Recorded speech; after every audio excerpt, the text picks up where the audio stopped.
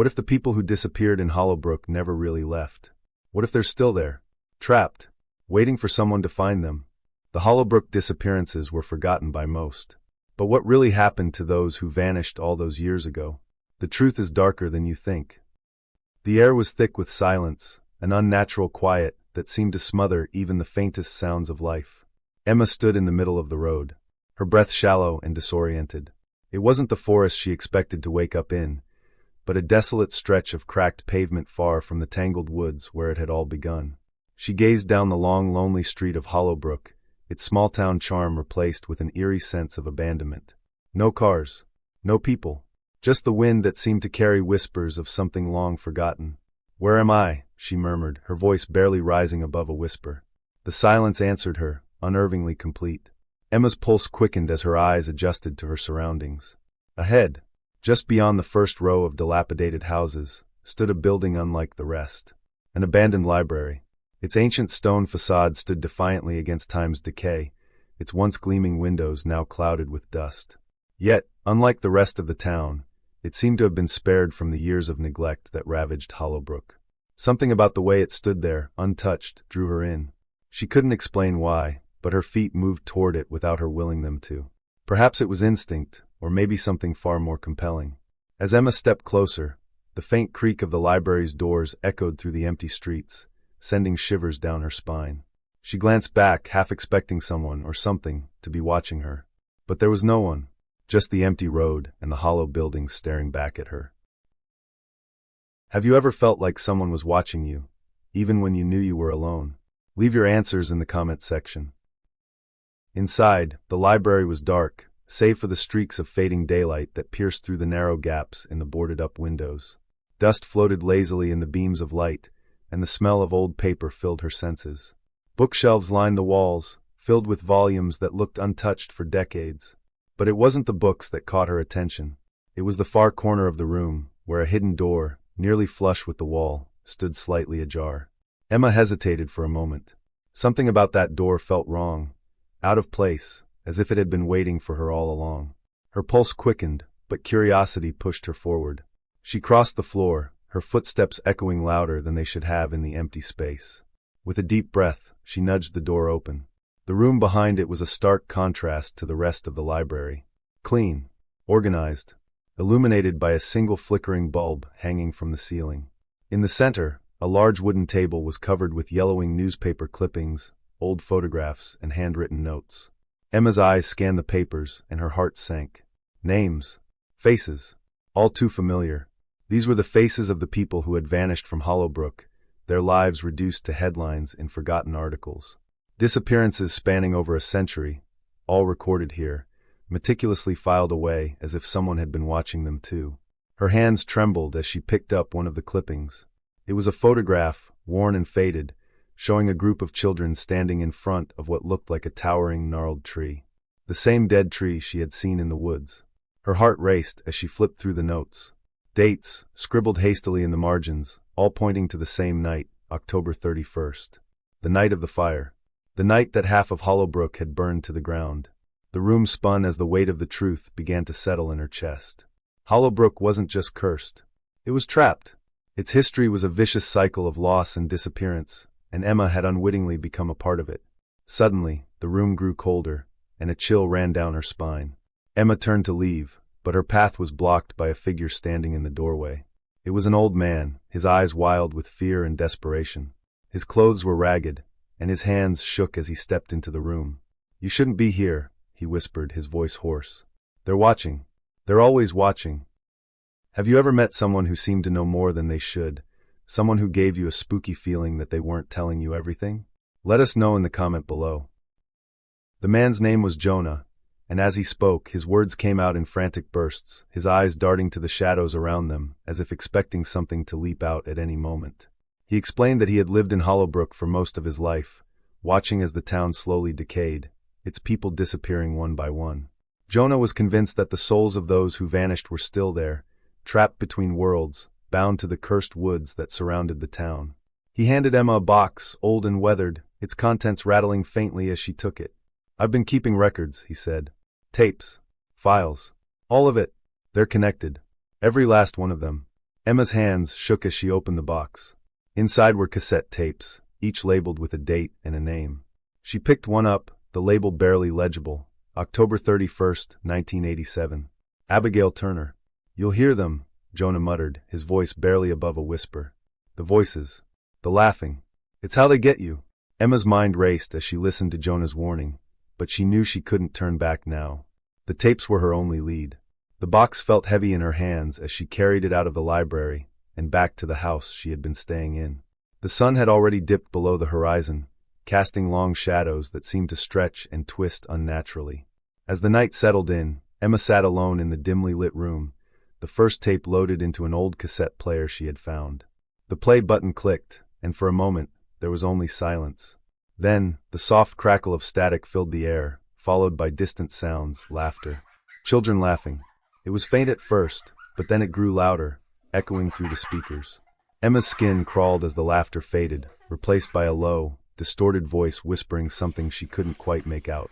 She leaned in closer, her heart pounding in her chest. And then it became clear. "Help us! Please! Help us!"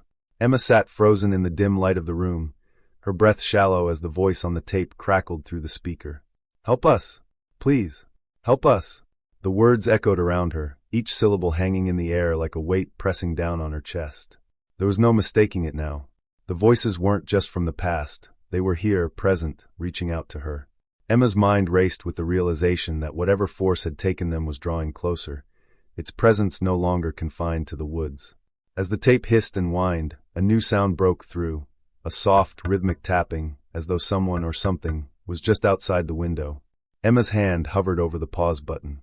She hesitated, then pressed it, plunging the room into an oppressive silence. The tapping continued. Her heart thudded in her ears as she slowly turned her gaze toward the window. Nothing. Just the faint outline of the trees swaying in the breeze, their branches scratching against the glass like skeletal fingers.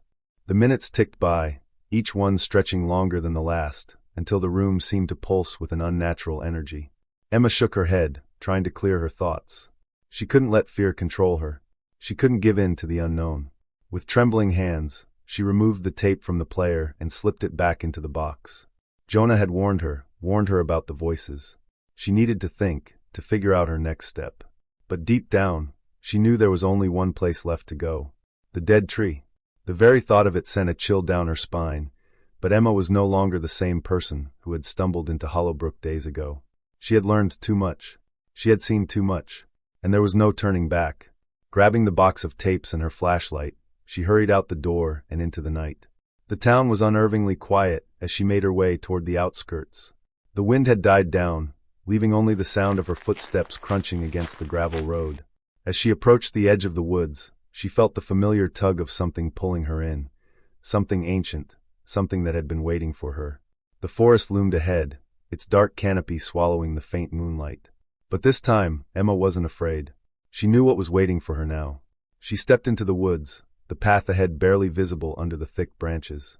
With each step, the air seemed to grow heavier, thicker, as though the very atmosphere was resisting her presence. And then it began. The whispers. Soft at first. Indistinct. As if the trees themselves were murmuring secrets just out of reach. Her name. Over and over again. "Emma! Would you keep walking into the woods if you heard your name being whispered like that? Or would you turn back? Let us know in the comments." The whispers grew louder, more insistent, surrounding her, wrapping around her mind like a fog. Emma pressed on, forcing her legs to move even as her instincts screamed for her to stop. Ahead, through the shifting darkness, she could just make out the shape of the tree, its twisted gnarled branches rising like claws against the sky. The dead tree. As she drew closer, a cold gust of wind swept through the clearing, and with it came the faint glow of symbols, carved into the bark, pulsing with a sickly light. Emma's breath caught in her throat. The symbols seemed to shift and writhe as though alive, their meaning just beyond her grasp. She reached out, her fingers hovering inches from the bark. Then suddenly, the forest erupted with movement.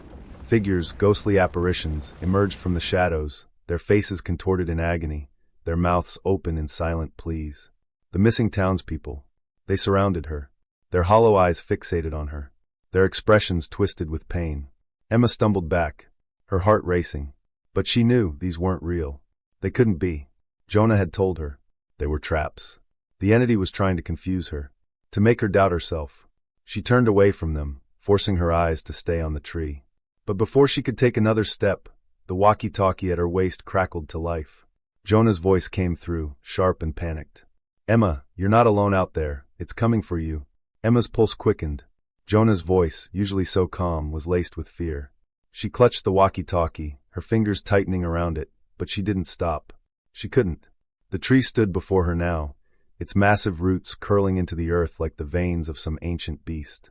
And there, tangled in its roots, was a sight that made her blood run cold. Mark. His body was twisted, contorted, as though the tree had consumed him, his limbs wrapped grotesquely around the roots. His face, what was left of it, was frozen in a silent scream. Emma's heart sank. He had been here. He had tried to stop it, just like her. But he hadn't made it. Her eyes dropped to the ground, and there in the dirt were his final words, scratched out in shaky letters. "It's part of me now." Emma felt a surge of nausea, but there was no time for grief. She tore her gaze from Mark's body and focused on the task at hand. The tree had to be destroyed. She could feel the entity's presence all around her, watching, waiting for her to falter. But she wouldn't. Not now. Not after everything she had seen. She reached into her bag, pulling out the lighter fluid and matches she had brought. With shaking hands, she doused the base of the tree, soaking the roots and the surrounding earth. The smell of gasoline filled the air, sharp and pungent. And then, with a flick of the match, the flames roared to life. The fire climbed quickly, licking up the twisted bark, devouring the symbols carved into its surface. The forest around her seemed to recoil as the flames grew higher, casting long shadows across the clearing. For a moment, Emma allowed herself to hope that this might be the end, that the entity could be destroyed. But then, a sound cut through the crackling of the fire. A scream. Not human, but something far worse. The entity. It rose from the tree. A massive shadow, its eyes burning red, and its voice a chorus of the lost souls it had consumed. "You think you can stop me?" "Emma," it hissed. "You are nothing. You will join them." Just as he did, the flames faltered, sputtering as if the very air had been sucked from the clearing. Emma's eyes widened in horror as the fire began to die, the entity's laughter filling the night. And then just as suddenly the fire went out. What would you do now? Would you try to run, or would you face the entity head-on? In your position, do you feel you have what it takes? Emma staggered back, her heart racing, the weight of the situation crashing down on her. She had failed. The entity wasn't destroyed. In trying to burn the tree, she had only made things worse. The realization hit her like a wave. By setting the tree on fire, she had released it. The entity was no longer bound to the tree. It was free. The clearing grew darker, the shadows closing in around her. Suffocating. Emma's body felt heavy, her limbs unresponsive. She wanted to run, to flee back to the safety of the town, but her feet wouldn't move. The entity was all around her now, its presence inescapable. And then she felt it, the cold, creeping sensation crawling up her spine, into her mind. A voice, not her own, whispered from within. "It's part of you now." Emma's vision blurred, the world around her fading into darkness. She felt her body move, but it wasn't her own will guiding it. The entity had claimed her, its power seeping into her veins, twisting her thoughts, consuming her. And as she stood there, alone in the clearing, the final, horrifying truth dawned on her. She hadn't defeated the entity. She had become it. The last thing Emma saw before the darkness took her was her reflection in a pool of water at her feet, her eyes glowing red. Do you think there's any hope left for Emma? Or has she become a part of the entity forever? As the first light of dawn began to stretch across the horizon, Hollowbrook appeared deceptively calm, a sleepy town untouched by the terrors of the night. But beneath the surface, something had shifted. The woods, once so thick with silence, were now watching, waiting. And through the heart of this forsaken town, Emma walked. Her movements were slow, deliberate, as though each step were calculated, controlled by a force that wasn't her own. Her eyes, once filled with determination and fear, were now distant, hollow, and then, in the dim morning light, they glowed a faint, unnatural red. Emma wasn't Emma anymore. The entity had taken her, consumed her completely. The absence of emotion, the eerie calm that now cloaked her features. There was no sign of the struggle that had defined her journey just hours before. Whatever battle Emma had fought was over now. As she moved through the quiet streets, a few early risers stepped out of their homes, unaware of what had happened in the woods overnight. They offered casual greetings, waves, even smiles, but Emma didn't respond. Her gaze swept over them, her lips remaining still. The people of Hollowbrook continued on with their day, blissfully unaware that their town was no longer safe, that the entity was among them. She made her way to the heart of the town, passing the old buildings that had stood for generations. Monuments to a history riddled with forgotten horrors. The dead tree, the tapes, Jonah's warnings, none of it mattered anymore. The entity had been released, and Emma was its vessel. Her path led her to the old church, a structure that had once been a place of refuge for the people of Hollowbrook. Its worn stone walls loomed overhead, casting long shadows in the early light.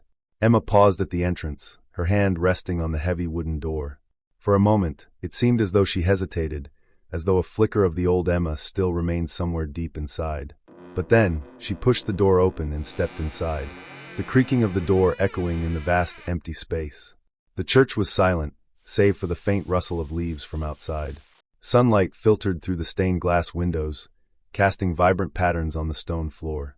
But the beauty of the place did nothing to soften the weight of the presence that now filled it. Emma moved toward the altar, her steps slow and measured. And then, without warning, her voice, though it wasn't her voice at all, cut through the stillness. "There's no escaping Hollowbrook, not for you, not for anyone." The words echoed off the walls, each syllable heavy with a finality that sent a chill through the air. The entity's voice, cold, detached, was now fully in control. Emma's body stood rigid, her eyes fixed ahead, unblinking. This was no longer Emma, who had fought so desperately to survive. The entity had won. What do you think will happen to Hollowbrook now that the entity has taken control? Do you think anyone will notice before it's too late?